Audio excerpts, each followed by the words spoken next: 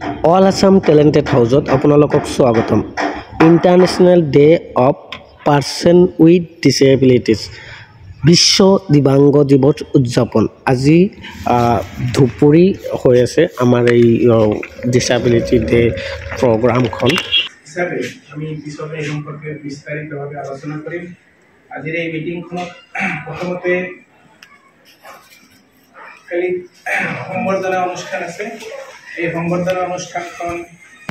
মই নিজে পৰিচালনা কৰিম প্ৰথমতে আজিৰ এই ডিডিএছ অৰ্থাৎ ডিস্ট্ৰিক্ট ডিসেবিলিটি ৰিহেবিলিটেশন সেন্টাৰৰ ইনচাৰ্জ অফিচাৰ জনাব আব্দুল কালাম আজাদ সাহেব ফুলাম গামোচাৰে সম্বৰ্ধনা জনাব আমাৰ একাউণ্টেণ্ট নৰেন্দ্ৰ মাহাতো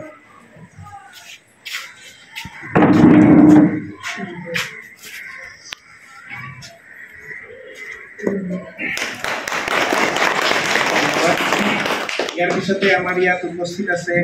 আজিৰ এই অতিথি secretary physical handicap welfare association Anowar Hossain তেখেতৰ ফুলাম গামোচাৰে সম্বৰ্ধনা জনাব নৰেন্দ্ৰ মাহাতো আনোয়াৰ হোসেন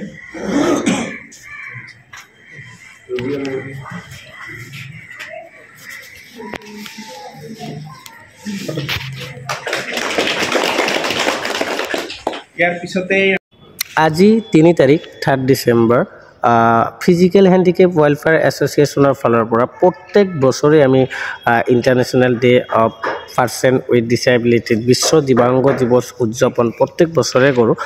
এই বছৰ ডিডিএছচিৰ প্ৰেচিডেণ্ট আব্দুল কালাম আজাদ ছাৰৰ লগত ডিডিএছচি অফিচতে আমাৰ বিশ্ব দিব্যাংগ দিৱস উদযাপন যিটো কাৰ্যসূচী আমি এতিয়া কৰি আছোঁ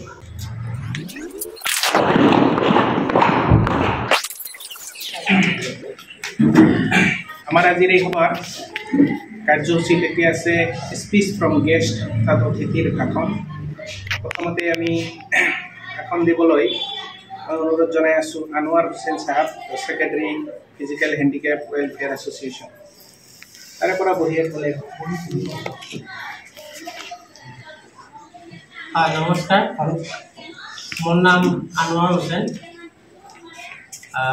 যোৱা 6 বছৰমান হ'ল মই ফিজিক্যাল হ্যান্ডিক্যাপ ওয়েলফেয়াৰ এসোসিয়েশনত সহকাৰী সম্পাদক হিচাপে কাম কৰি আছোঁ আমাৰ এই এসোসিয়েশনখন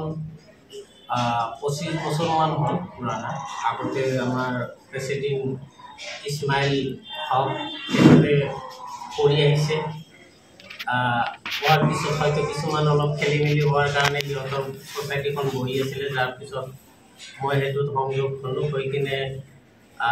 এই এসোসিয়েশনত যিমানখিনি পাৰোঁ আমাৰ ফিজিকেলি যিবিলাক হ্যান্ডিক্যাপ আছে সিহঁতৰ কাৰণে এই certificate pension tricycle electric motor tricycle আদি যিবিলাক বস্তু থাকে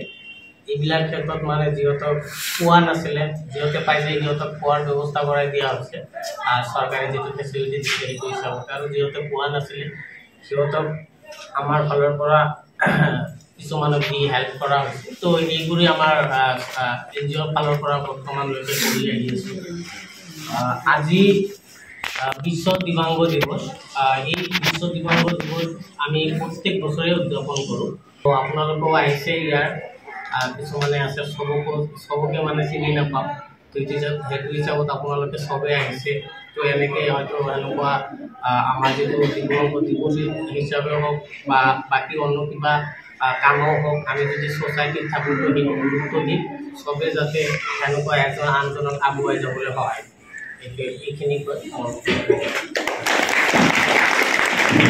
ধন্যবাদ আনোয়াৰ হোসেন ডাঙৰীয়া তেখেতে বিস্তাৰিত আপোনালোকক কৈছে কথাখিনি তেওঁলোকৰ এনজিঅ'ৰ যিখিনি কাম কৰিছে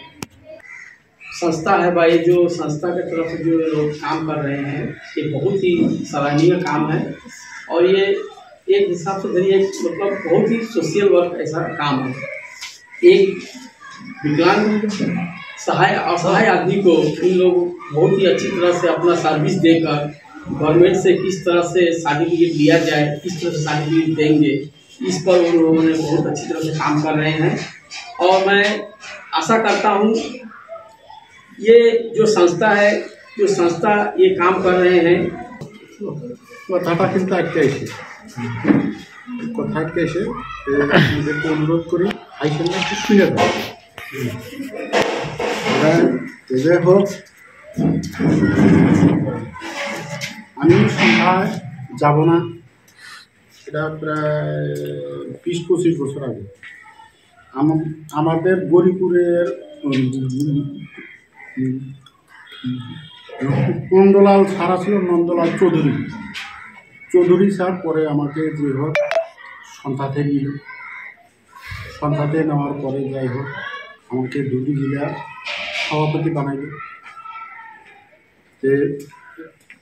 মানুষটা খুব ভালো আসলে, বর্তমান নাই, ইন্তেকাল করছে। ওনার ভিতরে কোনো খারাপ মানে টাকা পয়সা করা ওগুলো কিছু ছিল না। তারপর আমাদের সাথে আশাইকান্দির যজ্ঞেশ্বর মণ্ডলে আমাকে বাধা দিল সম্পাদক, আমাকে বাধা দিল সভাপতি। যাই হোক আমরা কাম স্টার্ট করলাম।